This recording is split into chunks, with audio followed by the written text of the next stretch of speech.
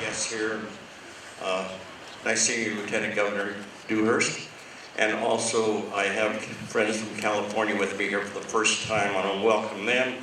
And then also, we have another little guest here that I'd like to introduce, and that is Helen Patton, who is General Patton's granddaughter. Helen, would you stand up, please?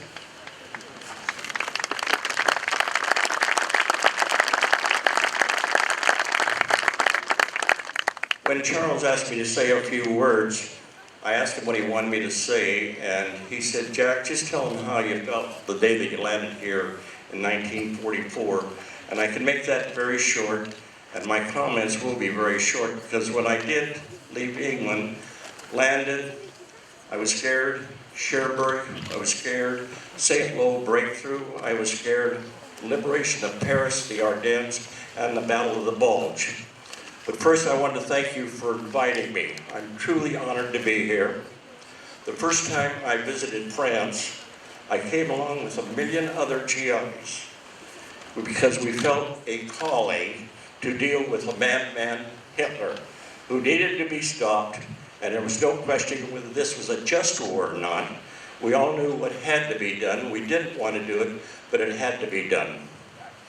When I returned home to start my family and build a business, I was hopefully that was the last war we would ever have. Sadly, I was wrong. Since 1945, the world has not remained peaceful.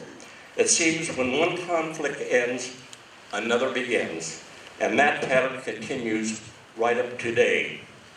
But I remain an optimist that this world will eventually become peaceful.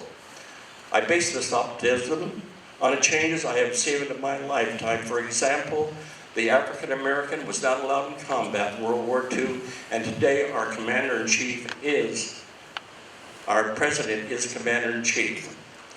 They called us the greatest generation, and it was just a short few times a couple years ago that I had the honor of meeting Tom Brokaw here that wrote The Greatest Generation, and I find it kind of hard to accept that honor at this time.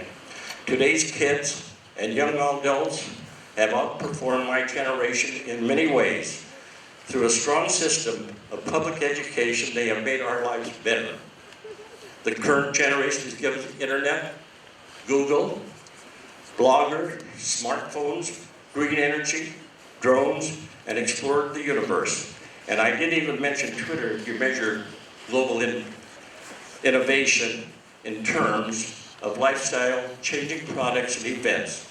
Our current workforce has outperformed all previous generations, so I remain hopeful.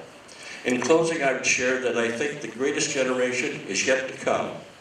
It will be one that recognizes the value of each individual, appreciates and protects the bounties of the planet, and brings an end to conflicts and wars. I love my country, I love France and its people, and I look forward to a time when our children and grandchildren can live in a peaceful world. Thank you.